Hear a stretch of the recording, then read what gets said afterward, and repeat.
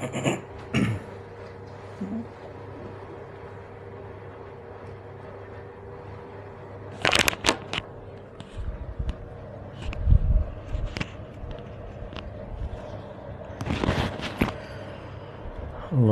Allah, Allah. Allahumma salli wa sallim wa barik alaihi wa ala alihi. Allahu alayka wa sallam ya sayyidi ya Rasulullah. في كل لمحة ونفس عدد ما وسعه علم الله. اللهم صل على سيدنا محمد طب القلوب ودوائها وعافية الأبدان وشفائها ونور الأبصار وضيائها قوت الأرواح وغذائها وبهجة النفوس وصفائها وعلى آله وصحبه وبارك وسلم.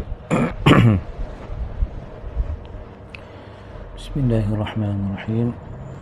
السلام عليكم ورحمة الله وبركاته. إلى حضرة النبي محمد المصطفى صلى الله عليه وسلم، آله الكرام وأصحابه العظام، خصوصا لهذه النية المباركة الفاتحة. أعوذ بالله من الشيطان الرجيم. بسم الله الرحمن الرحيم. الحمد لله رب العالمين الرحمن الرحيم مالك يوم الدين. إياك نعبد وإياك نستعين. اهدنا الصراط المستقيم صراط الذين أنعمت عليهم غير المغضوب عليهم ولا الضالين آمين. بسم الله الرحمن الرحيم. الحمد لله رب العالمين وأفضل الصلاة وأتم التسليم على سيدنا محمد النور والمذهب للنسيان بنوره وعلى آله في كل لمحة ونفس عدد ما وسعه علمك. اللهم صل على سيدنا محمد طب القلوب ودوائها وعافية الأبدان وشفائها وعافية الأسنان وشفائها نور الأبصار وضيائها وقوت الأرواح وغذائها وبهجة النفوس وصفائها وعلى آله وصحبه وبارك وسلم. اللهم ارحمنا بالقرآن جعله لنا إماما ونورا وهدى ورحمة.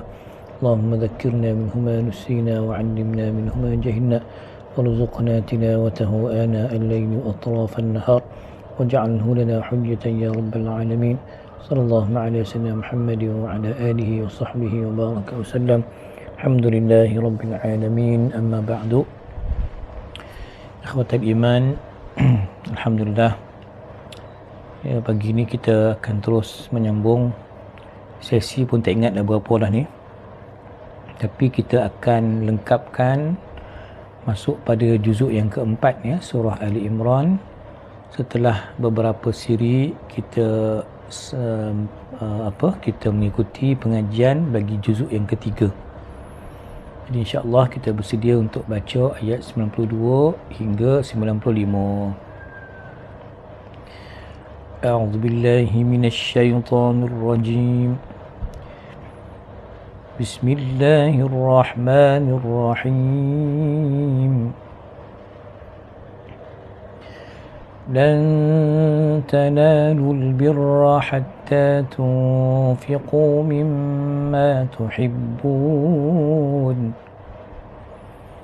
وما تنفقوا من شيء فإن الله به عليم.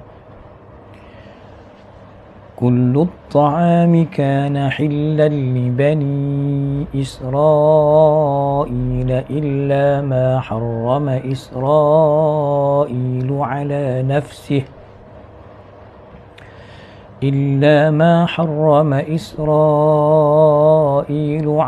نفسه من قبل أن تنزل التوراة. قل فأتوا بالتوراة فاتلوها إن كنتم صادقين. فمن افترى على الله الكذب من بعد ذلك فأولئك هم الظالمون. قل صدق الله فاتبعوا ملة إبراهيم حنيفا وما كان من المشركين صدق الله العظيم. Baik, Alhamdulillah. Terjemahan ayat. Kita masuk juzuk yang keempat ayat 92. Kamu tidak akan memperoleh kebaikan, yakni syurga, sebelum kamu mendermakan sebahagian daripada harta yang kamu cintai. Apa yang kita sayang, yang kita suka, itu yang kita kena infakkan. Ya. Dan apa-apa pun yang kamu infakkan, dermakan, sesungguhnya Allah Maha mengetahui. Semua makanan itu halal bagi Bani Israel kecuali makanan yang diharamkan oleh Israel. Sayyidina Israel ni sini maknanya Sayyidina Yaqub alaihi salam atas dirinya sebelum Taurat diturunkan. Okay, jadi kalau ada Taurat turun kemudian itu dia dah ada keputusan yang lain lah. Okay, tuan-tuan, sebelum Taurat diturunkan ada beberapa perkara yang Nabi Yaqub haramkan atas dirinya, makanan dan minuman. Katakanlah ya Muhammad SAW, qul kepada orang Yahudi ni, bawalah Taurat lalu bacalah jika kamu orang yang benar, sebab kamu sekarang ni dah menyelewengkan fakta tentang Taurat, tentang Nabi Yaqub dan seumpamanya. Maka barang siapa yang mengada-ngadakan pembohongan terhadap Allah, ni Yahudi lah ni, setelah itu, maka mereka itulah orang yang zalim. Tuan-tuan, Allah sebut pada ayat berikut itu 95, qul sadaqallah. Kita ni mengaji lepas khatam, lepas pengajian, lepas baca Quran, kita pun sadaqallahul azim. Maha benar Allah yang maha agung. Jadi ada satu cerita masa Temuduga ni di Mesir lah. Jadi dua orang syekh besar di Mesir, Syekh Qurra, iaitu Syekh Dr. Isa Mu'asrawi, masih hidup lagi di sekarang ni, pensyarah pelawat di Uniza Quran, dan juga almarhum Syekh Abdul Hakim, ni guru kepada guru-guru kita di Mesir lah, maknanya sanad yang tertinggi. Jadi ketika mana habis Temuduga tu, minta kat calon ni sebutkan sadaqallahul azim, dah selesai. Jadi calon ni tak nak baca sadaqallahul azim, ni bid'ah. Itu sudah faham lah tu. Kalau yang membidah-bidah kita faham lah siapa kan. Bid'ah kata dia. Hei, bid'ah kau cakap qul sadaqallah. Ini ayat 95 ni. Allah maha benar. Kita tambah al-azim sebagai adab. Sadaqallahul azim. Kan dalam surah An-Nisa, wa man asdaqu minallahi qila. Jadi kebenaran, tepat, ketepatan Allah. Tuan-tuan, jadi ini sebagai dalil bahawa harus elok kita menyebut selepas mengaji Quran, kita sebut sadaqallahul azim. Kan? Jadi ini dalil daripada para ulama kita, tuan-tuan. Maka ayat ini pada 95 ini nak sebut apa? Tentang Nabi Ibrahim. Hakikatnya Nabi Ibrahim itu ialah agama yang dibawa oleh baginda alaihi salam, agama yang hanif, yang lurus, dan Nabi Ibrahim bukan kalangan orang yang musyrikin seperti yang didakwa oleh sebahagian Yahudi. InsyaAllah kita teruskan. Maka berapa ni Rais? Hari ni kita dah sesi berapa ya? Saya ni pun dah tak reti nak catat dah. Hari ni kita 24/1/2024 kan?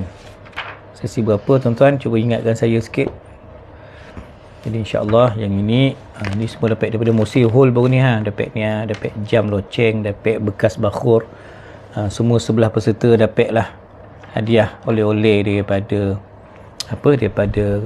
panitia sambutan sambutan kita punya hall Imam Ja'fari, Imam Saleh dan Imam Abdul Ghani radhiyallahu anhum, dapat hadiah. Pen hadiah lah ni, ada 3 dibagi kan.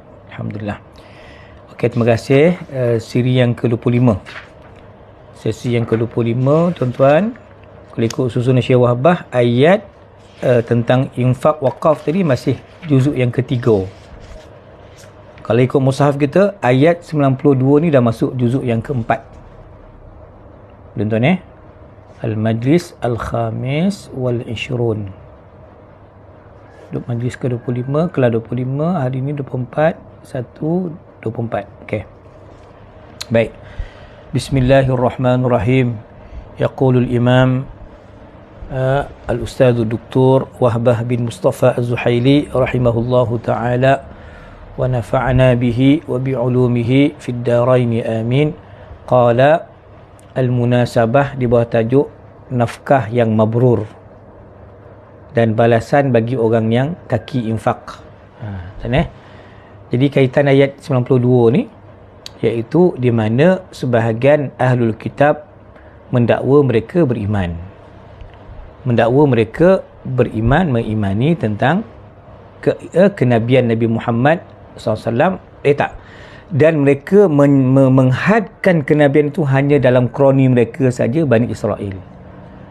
Dan juga kita dah bincang dulu, mereka mengatakan bahawa kot kita bunuh orang Islam, kot kita bunuh Nabi, kot kita sembah lembu ke apa, anak lembu ke, kita masuk neraka pun kejap ya, hanya beberapa hari. Maka di sini Allah memberikan penegasan, teguran kepada kita semua, terutama kepada Bani Israel. Tanda iman ialah kuat bersedekah.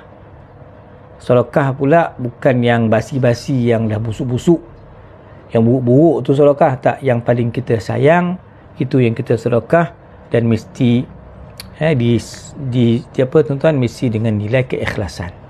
Boleh Tayyib. Maka ayat 92 ini boleh kita perhatikan terjemahan dia ataupun tafsirannya.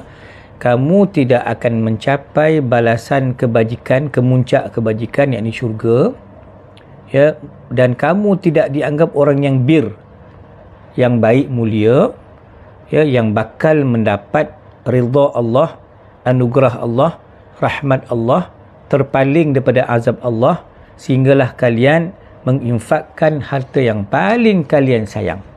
Tuan-tuan, dan ingat, apa yang kita infakkan, RM1, RM2, berapa yang kita mampu kan, harta kita, ya.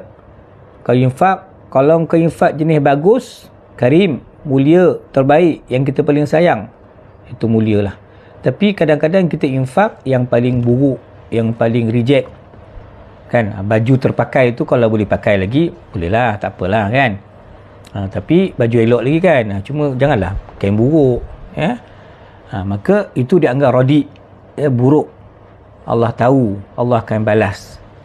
Kau buat ni ikhlas ke, barang baik tapi niat pula buruk, niat baik tapi barang pula buruk. Tak nak, kita nak barang baik, niat baik.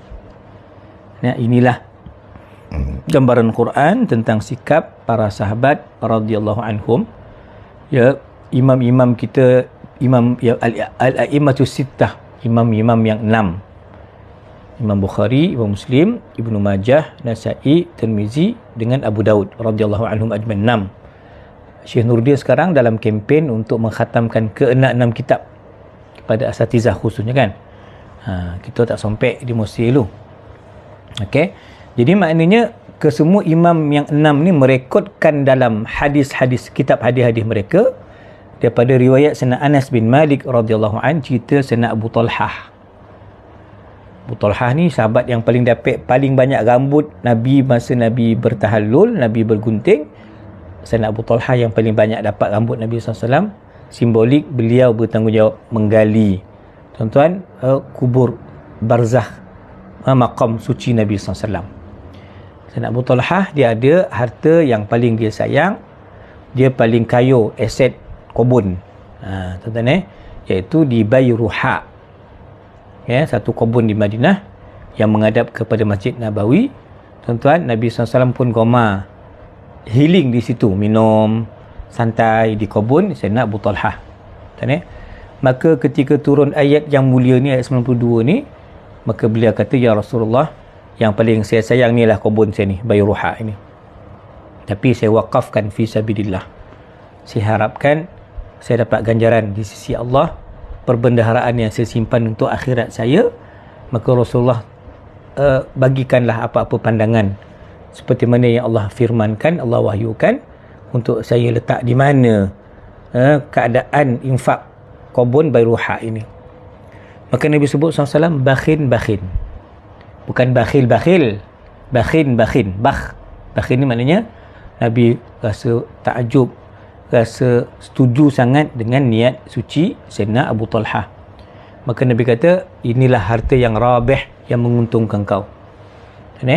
Jadi aku dah dengar hajat kau tadi, kau dah melafazkan waqaf, maka boleh sahaja kau wakafkan kepada al-aqrabin, kaum kerabat. Maka baginda Sayyidina Abu Talhah pun radhiyallahu anhu mengagihkan untuk anak-anak buah dia kepada sepupu-sepupu dia, tuan-tuan. Dan ada riwayat Imam Muslim mengatakan bahawa tanah kebun Bayruha ini diletakkan di bawah penguasaan ataupun kelolaan Sayyidina Hasan bin Sabit, penyair Nabi SAW, dan Sayyidina Ubay bin Ka'ab radhiyallahu anhu, sahabat yang paling fasih dalam membaca Quran. Ini dalil tentang keelokan berwakaf. Ini ayat ini dalil wakaf, lebih tepat wakaf ataupun infak lah, tapi lebih kita di MAIS ke di mana-mana badan-badan wakaf akan gunakan dalil ini untuk menggalakkan orang supaya berwakaf. Maka di sini kenapa Nabi galakkan untuk bagi sepupu-sepupu Abu Talhah radhiyallahu an? Kerana tuan-tuan, sedekah pada kaum kerabat lebih afdal. Satu. Yang kedua, tuan-tuan, kita kalau sedekah tompek yang botol tu kita rasa seronok. Maknanya jangan nanti kita sedekah tompek orang kaya pula. Nama anak yatim, tapi dia, tuan-tuan, Tan Sri Rais bin yatim, kayu gila kan. Jadi mungkin tak sesuai lah. Tan Sri pun tak harap lah harta wakaf tu dah, dia dah kaya kan. Memang yatim piatu, yatim yang memerlukan dana, aset. Jadi kita bagi tu, kita rasa puas hati. Aku letak kat tahfiz yang pengurusan dia betul kan. Bukan bos boros tukar kereta tiap-tiap hari ke, enjoy ke. Bukan. Jadi kita tak menyesal kerana kita telah meletakkan harta kita pada tempat yang paling sesuai. Qala, demikian juga dilakukan oleh seorang sahabat, Sayyidina Zaid bin Harithah radhiyallahu an, yang tuan-tuan faham. Sayyidina Zaid ni satu-satunya nama yang dimuatkan dalam Quran dalam kes anak angkat. Kita dah mula dulu baca kisah Sayyidina Zaid ni dalam suratul Ahzab kan. Sayyidina Zaid datang bawa kuda. Nama kuda tu Sabal. Dia kata kuda ni paling dia sayang.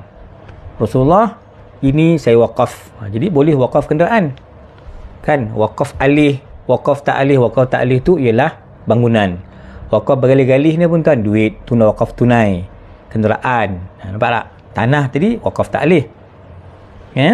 Jadi kata Sayyidina Zaid, tuan-tuan, bin Harithah radhiyallahu an, ini Rasulullah kuda yang saya wakafkan, dan kuda itu dibawa oleh putera Sayyidina Zaid, iaitu Sayyidina Usamah bin Zaid. Sayyidina Usamah ni sebaya Sayyidina Hasan, Sayyidina Husain, tuan-tuan. Maka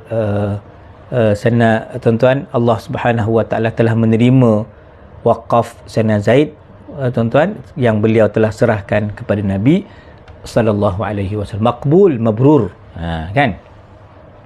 Dan dalam kitab Imam Muslim dan Imam Bukhari As-Sahihain, kata Sayyidina Umar, saya ada tanah di Khaybar. Yang dikatakan sekarang ni Yahudi dah masuk ke Khaybar dengan izin pemerintah Saudi, dah tanam pokok tamar, tuan-tuan, di Madinah. Jadi ini Khaybar. Bumi Khaybar ni kita tahu dalam, kita baca dalam suratul Hashr kan, dia dah diusir kerana kedegilan pencabulan mereka. Tapi orang sekarang pula bawa dia masuk balik Jahannam. Tuan-tuan, maka kata Sayyidina Umar, aset paling sayang tanah Khaybar ni, paling aset paling mahal. Paling mahal lah kita kata dekat KLCC. Kalau kat Indonesia tu kat Jakarta kan, pusat bandar. Jadi apa pandangan, apa nasihat Nabi SAW terhadap harta saya ini? Nabi kata, habbisil asla wa sabbilit thamarata. Kan, kau wakafkan tanah, tapi dia punya hasil itu boleh dimanfaatkan. Buah-buah ni masih boleh dimanfaatkan. Jadi sini tuan, polisi, ulama-ulama dalam menggariskan sistem wakaf akan guna nama Sayyidina Umar, nama Sayyidina Abu Talhah, nama Sayyidina Zaid. Ini kepelbagaian dalam berwakaf. Dan paling senang tuan-tuan, kita mana ada tanah, mana ada tanah kan. Tuan-tuan mungkin banyak tanah lah, mana ada harta, kita ada cash kan. Maka kita wakaf tunai. Maka tuan-tuan sekalian, kisah Sayyidina Abdullah bin Umar memerdekakan hamba sahayanya Imam Nafi'. Nafi' ni imam. Tuan-tuan, Nafi' ni perawi bagi Sayyidina Abdullah bin Umar radhiyallahu anhuma, tapi asalnya seorang hamba sahaya. Kan? Dan Nafi' ni diserahkan kepada Sayyidina Abdullah bin Ja'far, anak Ja'far bin Abi Talib.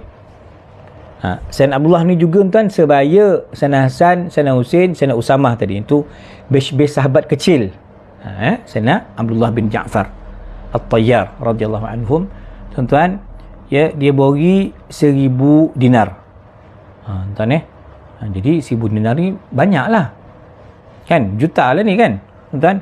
Dan ketika, sebab tu saya sebut dalam Facebook saya katakan, saya punya pembentangan di Seri Senayan, Kota Sufi 1, sagu hatinya RM1000.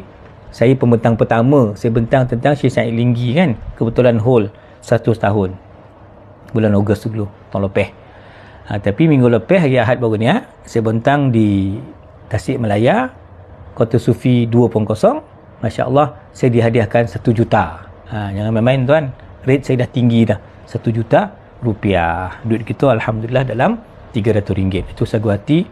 Di samping adalah iringan kitab dan seumpamanya makanan yang bagi saya. Alhamdulillah.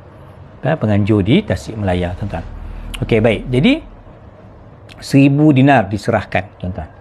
Ya, maka seorang yang bernama Sayyidah Safiyah binti Abi Ubaid mengatakan, kau ni telah cuba memahami ayat lan tanalul birra hatta tunfiqu mimma tuhibbun. Kita tak akan capai iman yang kemuncak syurga Allah Ta'ala melainkan tuan, kita kena sedekah benda yang paling kita sayang. Sehingga tuan-tuan, disebutkan juga kisah Sayyidina Abdullah bin Umar radhiyallahu anhuma ketika memahami ayat ni. Dia orang sahabat ni tuan, dia dapat ayat terus praktis. Kita simpan dalam perut, kita simpan sampai mati, tak beramal kita ni. Sahabat dapat ayat terus buat. Itu dia kelebihan para sahabat. Tuan kan, ada kata Sayyidina Abdullah bin Umar, saya ketika ingat ayat ini, ayat tentang wakaf ni, tentang infak ni, kan, saya pernah dapat satu hamba sahaya daripada negara Rum. Memang bapak cun ni, lawa perempuan ni. Tuan-tuan, namanya Marjanah. Bukan yang Sarimah yang si Sudin punya tu. Itu pembantu kan. Marjanah ni memang cantik, lawa tuan-tuan, tapi kerana mengingatkan ayat Al-Quran, nak capai maqam tertinggi dalam keimanan, maka aku merdekakan Marjanah ni walaupun lawa fi sabilillah. Sebab aku fikir-fikir aku boleh je kahwin dengan dia. Dia lawa. Kan? Tapi aku lepaskan, aku merdekakan, dan akhirnya Marjanah yang cantik jelita ni aku kahwinkan dengan Al-Imam Nafi'.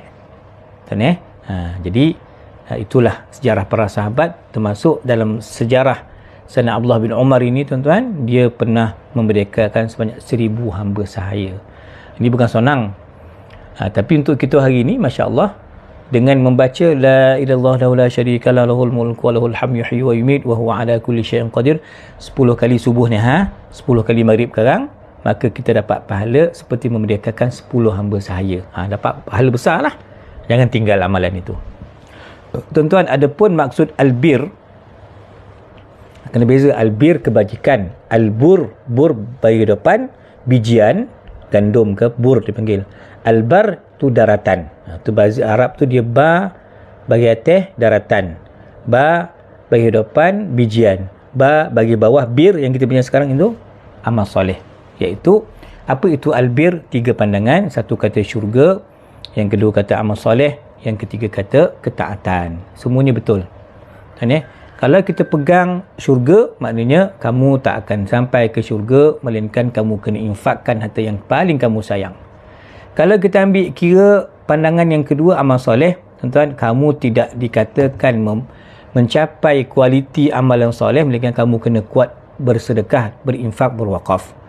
Kalau kita ambil maksud yang ketiga, lebih mencakup, lebih menyeluruh, iaitu tuan-tuan, iaitu apa dia tadi? Ketaatan. Ya, maknanya kamu tidak mencapai kepada ketaatan yang sebenar melainkan kamu infak apa yang kamu sayang. Walaupun Imam Hasan Basri mentafsirkan ayat ini sebagai zakat fardu, tuan-tuan, tetapi Imam Zamakhsyari, seorang ulama tafsir, Al-Sahibul Kasyaf, mengatakan bahawa kamu tidak akan mencapai hakikat kebajikan melainkan kamu nafkahkan sebahagian harta kamu yang kamu sayang, yang kamu cinta, itu yang kamu kena bagi, kan? Ya, sebab itu salafus salih radhiyallahu anhum, kan, apa yang dia sayang itu yang dia akan wakafkan fi sabilillah. Tuan-tuan Goma makan apa? Kari. Tuan-tuan Goma, apa yang tuan-tuan Goma? Musangking. Tuan-tuan Goma apa? Salak. Buah salak di Tasikmalaya pun boleh tahan, besar-besar buah dia, kan? Apa yang kita sayang, tuan-tuan? Yang kita sayang itu yang kita sedekah. Ada satu cerita ni, tuan-tuan, saya baca dalam Imam Ahmad Ibn Ajibah. Dia seorang sahabat ni, dia Goma apa, tuan-tuan? Wakaf gula. Wakaf dia gula, iaitu Imam Rabi', tuan-tuan. Kalau ada orang datang, Syekh, Datuk, saya nak infak, saya nak wakaf, maka Imam Rabi' ni bagi gula. Kau nak gula pasir ke, gula perang ke, gula merah ke, gula apa, ambil satu buntir, kau ambil 10 kilo. Orang minta, tuan-tuan, dia kat rumah dia stok dia gula je. Bukan dia tokai gula, tapi sebab hikmahnya ialah kerana Sayyidina Rabi' ni, tuan, dia Goma gula, maka dia sedekah benda yang paling dia Goma, itu gula. Ini juga satu amalan yang boleh kita tiru lah. Apa yang kita Goma? Tapi masalah, Ustaz, orang pula tak Goma yang kita bagi tu. Jadi pandai-pandai lah, tuan, untuk kita berwakaf. Okey, kesimpulan ringkas, untuk mencapai hakikat kebajikan ialah dengan melepaskan, mewakafkan harta yang paling kita sayang, kan? Dan galakan supaya menyembunyikan sedekah agar terelak daripada riak dan agar amalan kita ikhlas kerana Allah semata-mata, tuan-tuan, dan agar kita tidak kadang-kadang memalukan, mengaibkan penerima tersebut. Saya ada bentang juga ketika di Aztec juga kot, Masjid Aztec, kita kata antara tradisi sahabat ialah orang soleh, dia bagi duit tu, kan, bukan di tangan kat atas, tangan dia di bawah, supaya yang menerima tu tak rasa hina. Ini juga satu tradisi, tuan-tuan, ya, untuk kita amalkan. Baik. Qala bismillahirrahmanirrahim. Kita masuk juzuk yang keempat, iaitu ayat 93 hingga 95. Iaitu menolak kefahaman Yahudi dalam bab makanan pula ni. Bab makan pun jadi isu juga. Jadi kaitan dia ialah kita dah baca juzuk 3 dah selesai dah ni. Hari ni nak masuk juzuk 4. Kita dah bincang juzuk 3 fokus wahdaniyah, kenabian, perdebatan, dan membawa kepada kes mubahalah, sumpah laknat, kan? Jadi mulai ayat ini kita nak tengok pula, tuan-tuan, macam mana tradisi tentang makanan. Mereka buat makan pun jadi isu. Dan tuan-tuan, bagaimana nanti kita tengok pula esok lusa minggu depan, kita akan tengok pula tentang Masjidil Haram. Okey, insya-Allah ini akan kita perhalusi nantilah. Maka ayat ini mengandungi beberapa perkara yang kita nak bincangkan, iaitu mereka berdebat dengan Nabi SAW, mengatakan, kau Mat kata ikut agama Ibrahim, tapi kau menghalalkan perkara yang diharamkan oleh Ibrahim, antaranya daging unta. Maka turun ayat kullu ta'am, semua makanan, semua halal. Kau orang yang mana-mana mengharamkan benda yang halal. Tuan kan, ini satu riwayat lah. Kemudian disebutkan juga bahawa ketika turun ayat ni, tuan, ya, kepada Nabi SAW, maka Nabi ni atas millah Ibrahim, kan? Saya ingat dulu saya darjah 6, tuan-tuan, saya masuk tilawah Quran tahun 87 darjah 6, masuk tilawah Quran, bertanding dekat sekolah Datuk Yusof, sekolah Haji Muhammad Yusof ke Datuk Yusof ke, di Linggi lah, Linggi. Saya orang PD kan, tanding di Linggi, peringkat daerah. Masa tu tahun 87 tanding. Petang hari sebelum bertanding tu, arwah ayah saya lah mengajar, dengan abang saya mengajar lah, Taranum semua boleh lah baca ikut. Orang pakai baju Melayu sepasang, kau pakai baju biasa pergi bertanding, kan? Pergilah bertanding, juara lah, biasalah, tak nak muka juara kan, mesti biasa ni kan. Jadi yang saya ingat ialah ayat yang saya baca itu ialah akhir suratul Baqarah, wa man yarghabu an millati Ibrahim illa man safiha nafsah. Kan itulah saya tahu lagu Bayati, belajar lagu Soba sikit, lagu Hijaz, Nahwan. 4 lagu tu handal lah tu kan. Masuk sekolah rendah lagi tuan, arwah ayah saya mengajar, dengan abang saya mengajar, Ustaz Syamsul mengajar Tarannum dengan tajwid semualah. Masya Allah, saya ingat ayat tu sebab ada kalimah millata Ibrahim, yang benci agama Nabi Ibrahim alaihissalam. Jadi tuan-tuan, millah Ibrahim ni juga telah disalah gunakan. Apa semalam Cikgu Ulin maktam kita cakap Freemason, Al-Masuniyah. Gerakan ini yang saya sebut semalam, orang babitkan nama Al-Imam Muhammad Abduh Al-Azhari, Syekhul Azhar, terbabit dengan gerakan ini. Jadi saya kata dapatan kajian belum lengkap, tak menyeluruh, jadi saya tak hukum apa-apalah. Masuniyah ini, Freemason ni memang kita tahulah dia punya gerakan dia untuk menghancurkan, merosakkan. Tuan jadi ada gerakan, nama kumpulan baru ni namanya bukan milah dengan siapa tu, Ujang tu tak apa. Ini millah Ibrahim tuan, dia buat satu agama baru. Maknanya agama ni semua samalah, pluralisme, sama agama. Dia guna nama Nabi Ibrahim. Dia kata ni Quran sebut millah Ibrahim, tapi dia tukarlah Mallah Abraham contohnya, nama dia. Tapi akidahnya sesat. Ini sedang tersebar lah. Cuma di Negeri Sembilan dah keluar fatwa pengharaman, dan nampaknya tak adalah bunyi-bunyi orang Negeri Sembilan terbabit dia dengan gerakan millah Abraham ini. Asalnya millah Ibrahim, agama Nabi Ibrahim alaihissalam, tapi mereka hanya jual nama Nabi Ibrahim untuk melakukan produk mereka, kesesatan mereka. Okey, jadi oleh kerana baginda Nabi Muhammad SAW pelengkap kepada syariat Nabi Allah Ibrahim, maka Yahudi pun berkata, kau khabar ikut nama Nabi Ibrahim, kau makan daging apa unta, kau minum susu unta, kan? Maka Nabi SAW bersabda, halal, susu unta ni halal, daging unta halal, kita memang boleh makan. Yahudi tak perhati, kau orang ni agama Islam ni, Muhammad ni apa bondo entah, kan? Apa yang telah kami haramkan, yang kami tak makan tak minum ni sebenarnya telah diharamkan ketika zaman Nabi Nuh, zaman Nabi Ibrahim alaihi wassalam, sampai zaman kita. Kau mat tak konsisten, kau pindah agama mulia atuk moyang kita Nabi Ibrahim, Nabi Nuh. Ini tuan-tuan, ya, ini pegangan orang Yahudi. Maka turun ayat mengobarkan, mana ada Yahudi, kau pandai-pandailah kau benda tu haram. Kullu ta'am kana hillan li bani Israel, makanan, asal makanan semua halal. Okey, itu poin yang pertama. Poin yang kedua ialah tuan-tuan, dia kata macam mana kau mendakwa kau ikut agama Ibrahim, engkau paling dekat dengan Nabi Ibrahim, kan? Sedangkan Nabi Ibrahim, Nabi Ishak, keturunan mereka semua mengagungkan Baitul Maqdis, menghadap solat ke Baitul Maqdis. Kalau engkau sayang kepada Nabi Ibrahim, ikutlah kiblat Baitul Maqdis, agungkan Baitul Maqdis, bukannya ke Kaabah. Tuan-tuan, maka ayat ni turun. Yang ini kita akan bincang minggu depan lah. Inna awwala baitin wudi'a lin-nasi alladhi bi Bakkah mubarakah. Kata okey, baik. Jadi di sinilah kata Imam Mujahid berlaku perdebatan antara umat para sahabat dengan sebahagian pendeta Yahudi. Tuan-tuan, mereka kata Baitul Maqdis afdal, lebih agung daripada Kaabah. Semua nabi-nabi Baitul Maqdis. Kalau nak guna point Isra Mi'raj, Baitul Maqdis. Kiblat pertama Baitul Maqdis, kan? Apa bumi yang suci, Ardul Muqaddasah. Orang Islam kata, sahabat kata tak, Kaabah lagi afdal. Maka turunlah tuan-tuan ayat ini menjelaskan bahawa apa sebenarnya duduknya. Masjidil Haram nombor 1, Masjid Nabawi nombor 2, Al-Aqsa jatuh nombor 3. Alhamdulillah. Baik, jom kita tengok apa huraian dia.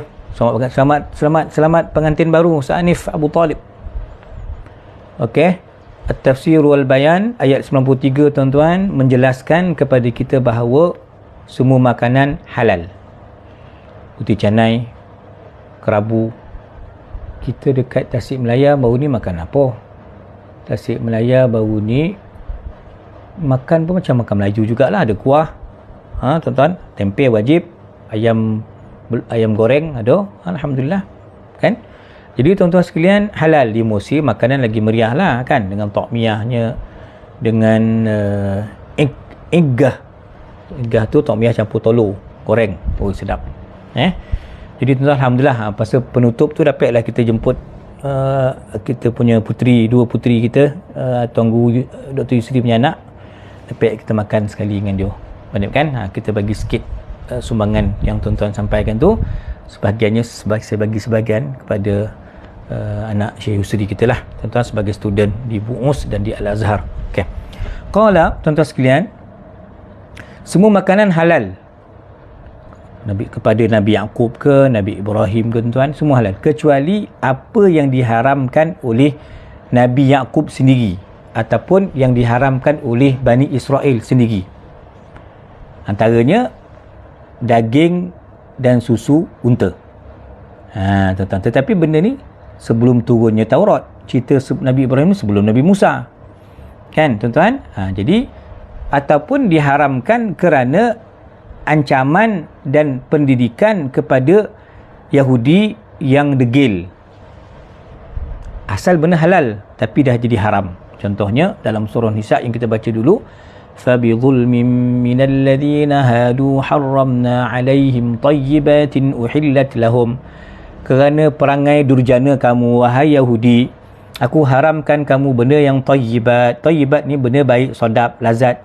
Tapi kau buat perangai, maka aku haramkan benda yang halal. Kerana ancaman, balasan kejahatan mereka, kezaliman mereka. Dan juga di situ ada dalam suratul An'am juga diterangkan, tuan-tuan. Maknanya ayat ini, tuan, ayat 93 ni, Israel tu maknanya merujuk kepada Nabi Allah Yaqub alaihi salam. Ketika baginda, tuan-tuan, diuji dengan satu penyakit namanya Irqun Nisa. Irqun Nasa. Saya search, tuan-tuan, Irqun Nasa ni. Tengok, tuan-tuan, terjemahan dalam kitab tuan dia tulis apa? Irqun Nasa penyakit apa? Saya search, ditunjuk semua tulang belakang. Saya rasa apakah dia slip disc? Macam kurang tepat pula. Tengok dalam buku, tuan, dia terjemah apa? Irqun Nasa itu. Nabi Yaqub alaihi salam diuji dengan penyakit Irqun Nasa dan baginda bernazar. Nampak tak? Ini nazar lah ni. Nazar ni bukan zaman kita, yo. Umat terdahulu pun ada nazar. Nabi terdahulu pun bernazar. Apa? Kalau sihat, tuan-tuan, maka baginda alaihi salam telah mengharamkan dirinya daripada makan ibil. Apa tadi? Untuk. Jadi tuan sihat, maka tak bolehlah makan sebab dia dah nazar kan. Dia dah mengharamkan atas dirinya makan unta. Ini nazar Nabi Allah Yaqub alaihi salam. Jadi saya nak tengok tuan-tuan punya respon, apa terjemahan penyakit Nabi Israel tu, Nabi Yaqub tu. Dalam ke Arabnya Irqun Nasa. Saya search macam roman slip disc. Alamak, encok pada pangkal peha. Kita kata ni lah urek tersimpul ke terbolit ke, macam tu lah kot. Bahasa Indonesianya encok, encik, kita faham lah kan. Jadi boleh kita katalah penyakit urat gitu.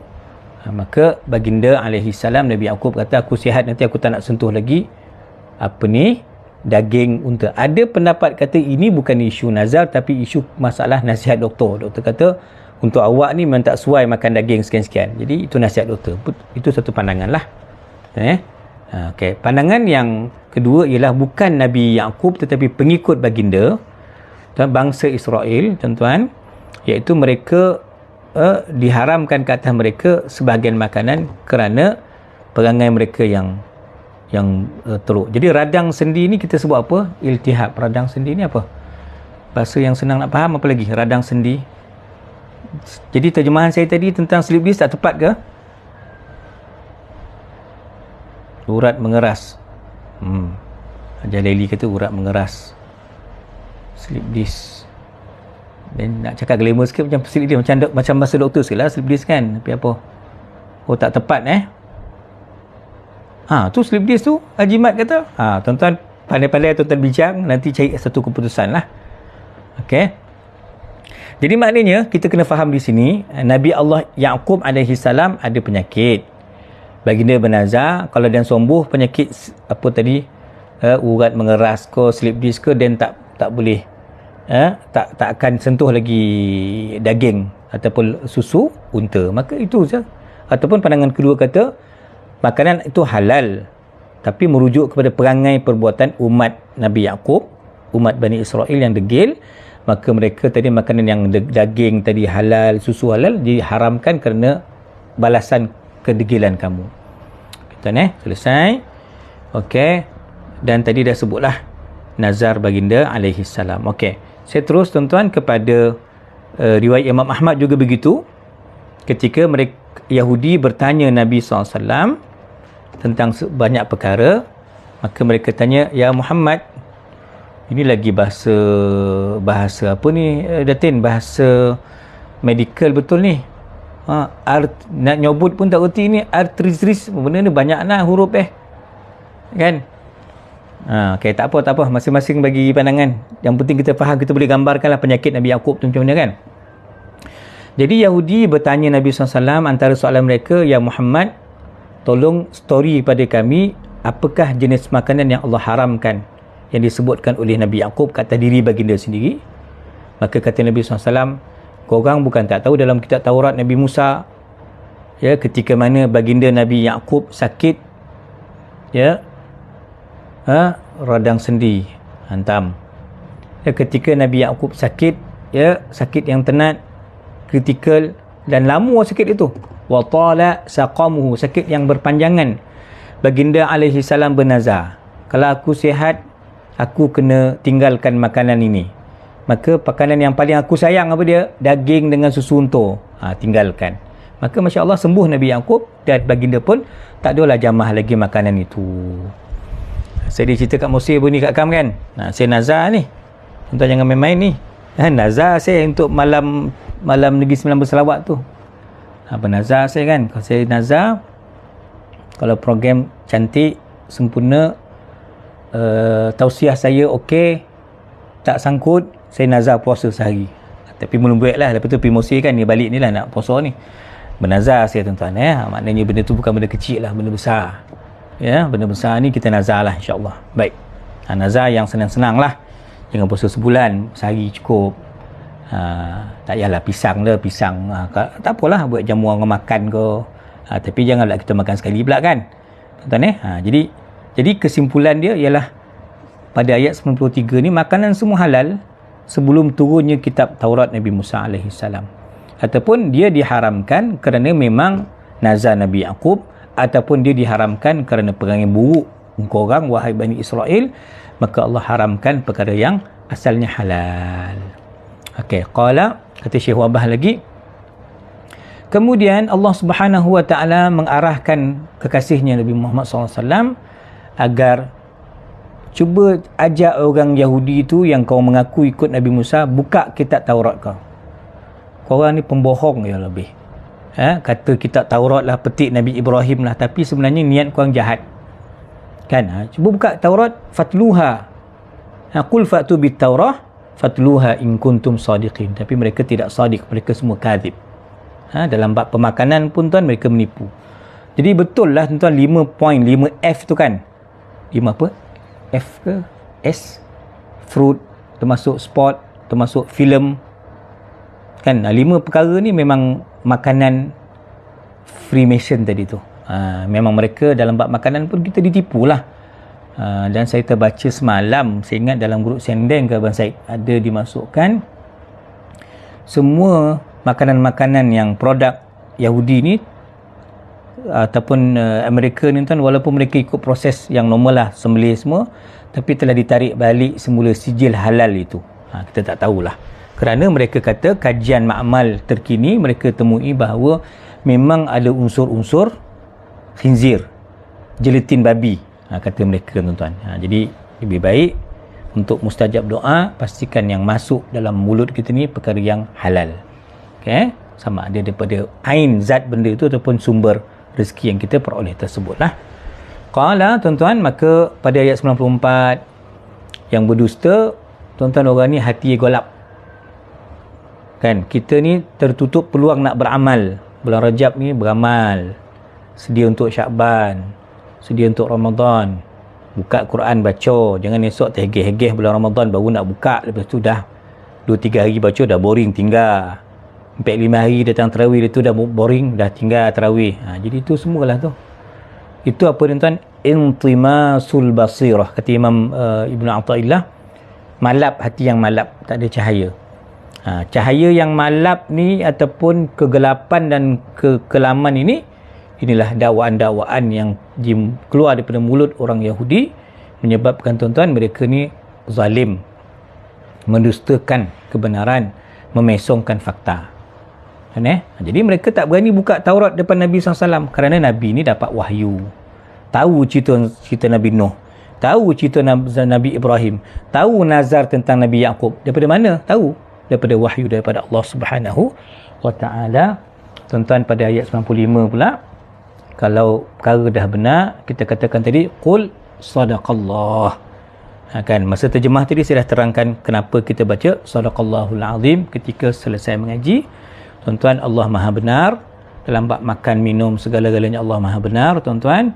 Kitab Taurat itu benar, wahyu itu benar, tuan-tuan. Nabi itu benar. Yang membongak ini hanyalah orang Yahudi dan kroni-kroni mereka, tuan-tuan. Dan kalau benar, dah ada hujah, ikut. Jangan lawan kebenaran.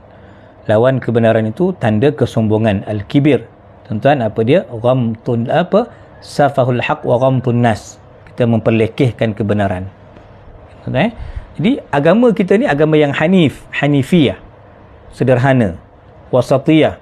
Dia tak terlampau ketat, tak terlampau longgar. Dia sedang-sedang, cantik, kan? Dia, tuan-tuan, ada yang mudah, bukan bermudah-mudah. Jangan ikut agama orang yang sengit, yang sewel, yang serong, ya. Ambil pula Nabi jadi Tuhan, Nabi Uzair jadi anak Tuhan, kata Yahudi. Nabi Isa jadi anak Tuhan, kata Nasrani. Malaikat jadi anak Tuhan, kata orang Quraisy. Semua tak boleh pakai. Kita ikut Nabi Allah Ibrahim Al-Khalil alaihi salam, Nabi yang menjunjung tauhid, yang kita baca dalam iftitah kita, tuan-tuan, ya, ataupun yang disebutkan dalam surah Al-An'am di sini, qul innani hadani rabbi ila siratim mustaqimin dinan qiyaman millata Ibrahim hanifa wa ma kana minal musyrikin. Itu Nabi Ibrahim alaihi salam, tuan-tuan.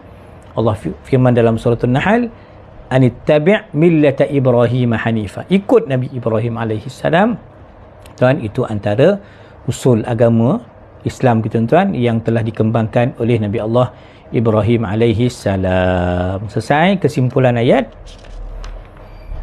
Maka antara kesimpulan yang kita pelajari daripada ayat yang mulia ini ialah, ya, syariat kita clear, jelas, tanpa selindung. Dia tak ada yang hidden cost, tak ada yang suruk dah. Dia memang clear, jelas. Usul halal haram jelas. Kecuali yang diharamkan tadi yang kita sebutlah, kan, sebab Nabi Yaqub bernazar, tuan-tuan, ataupun sebab pengharaman itu kerana balasan kepada Yahudi yang degil. Tuan-tuan, saya simpulkan begitu sahaja. Dan juga mengikut Imam Az-Zajjaj bahawa, ataupun Az-Zujaj, bahawa ayat ini juga sebagai bukti yang paling benar keagungan Nabi SAW, kerana baginda diwahyukan tentang semua perkara-perkara yang terdahulu. Cerita berapa tiang Masjid Aqsa, malam Isra Mi'raj, Nabi boleh cerita. Cerita tentang siapa yang akan jaga Nabi Sayyidah Maryam cabut undi, nama naik, nama zakat Nabi Zakaria, Nabi Muhammad tahu SAW. Ini semua lengkap, tuan-tuan, wahyu, ya. Dan kita juga pernah sebut dulu kesimpulan, asal benda halal jadi haram, bukan kerana kita yang bermasalah. Asal benda kita ni senang jadi susah, sebab apa? Dosa yang kita lakukan, kan? Ini juga antara kesimpulan yang kita boleh pelajari daripada poin yang kedua itu. Dan semua prinsip para Nabi ialah sama, menjunjung akidah, menolak perkara yang taghut, tuan-tuan, perkara yang sama. Itu yang disimpulkan oleh Syekhuna Prof. Wahbah pada poin yang akhir itu. Wallahu a'lam bissawab. Dan kata Al-Imam Ibn Ajibah radhiyallahu an,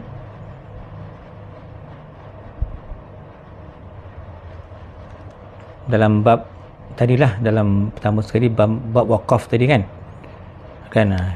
kita perlu, ni jangan niat wakaf lah, maknanya kita perlu mengorbankan diri kita lah untuk agama kita, begitu, tuan-tuan. Nanti janganlah nak kata aku wakafkan, nazarkan wakaf anak ni untuk masjid, tak terbuat kita nanti, kan. Itu telah kita bincangkan dulu tentang ayahanda dan bonda Sayyidah Maryam.